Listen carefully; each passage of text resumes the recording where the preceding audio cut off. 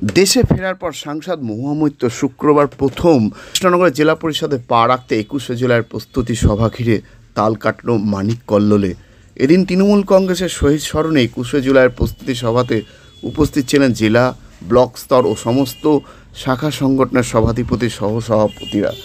উপস্থিত ছিলেন জেলা পরিষদের সভাধিপতি তারান্নুম সুলতানা মীর, বিধায়ক বিমলেন্দু সিংহ রায়, নবনির্বাচিত এমএলএ আলিফা আহমেদ। এদিন তাকে সাংসদ মহুয়া মৈত্র জড়িয়েও ধরলেন দেখা গেল। তবে এই সভাতে মন্ত্রী উজ্জ্বল বিশ্বাস, বিধায়ক কল্লোল খাঁ, বিধায়ক মানিক ভট্টাচার্যর না থাকা নিয়ে চর্চা শুরু হয়ে গেছে। কিছু দিন ধরেই সাংসদ ও দলের বরিষ্ঠ বিধায়কদের মধ্যে দ্বন্দ্ব এই মুহূর্তে সুবিদিত। তারপর এদিন এই সভাতে বিধায়কদের অনুপস্থিতি সেই ঘটনার রেস থেকেই গেল বলে রাজনৈতিক মহলের মত। এ নিয়ে সাংসদ মহুয়া মৈত্র ঠিক কী বলেছেন তার সেই বক্তব্য আমরা শোনাবো। আর এ নিয়েই আজকাল আগামী বিশেষ প্রতিবেদন। দেশে ফেরার পর সাংসদ মহুয়া মৈত্র প্রথম কৃষ্ণনগরে পা রাখতে 21শে জুলাইয়ের সভাতে তাল কাটল মানিক কল্লোলে।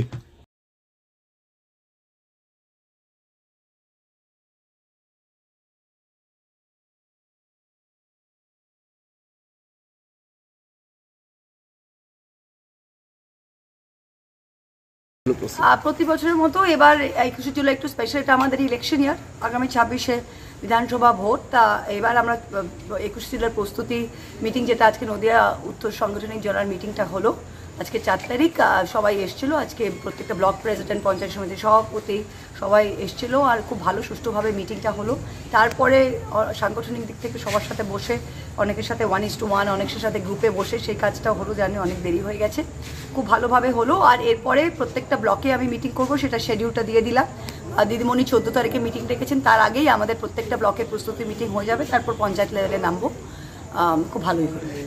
কল্লোলদাকে অবশ্যই আমন্ত্রণ করা হয়েছে, কল্লোলদা এবং উজ্জ্বলদা সবাইকেই আমন্ত্রণ করা হয়েছে। কল্লোলদা আপনাকে কি বলেছেন জানেন না, কল্লোলদা মেসেজ পাঠান যে ওনার স্ট্যান্ডিং কমিটির মিটিং ছিল কলকাতায়।